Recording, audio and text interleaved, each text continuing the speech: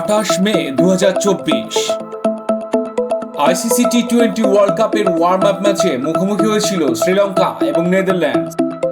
Group ডিতে বাংলাদেশের দুই প্রতিপক্ষ নেদারল্যান্ড এবং শ্রীলঙ্কা, আর এই কারণে এই ম্যাচে পাখির চোখ ছিল বাংলাদেশের। টসে জয়লাভ করে শ্রীলঙ্কা ফিল্ডিং এর সিদ্ধান্ত নেয়। প্রথমে ব্যাট করতে নেমে নেদারল্যান্ডস এই ম্যাচে 181 রান সংগ্রহ করে। 150 থেকে 200 স্ট্রাইক রেটে ব্যাট করে 6 উইকেট হারিয়ে নেদারল্যান্ড এই রান সংগ্রহ করে।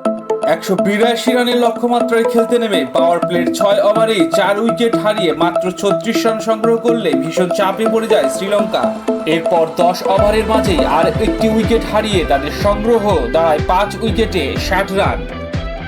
এমন পরিস্থিতি হতে শ্রীলঙ্কা আর কামব্যাক করতে না পারায় 19 ওভারে 161 রানে অল আউট হয়ে গেলে নেদারল্যান্ডস এই ম্যাচে 20 রানের ব্যবধানে জয়লাভ করে।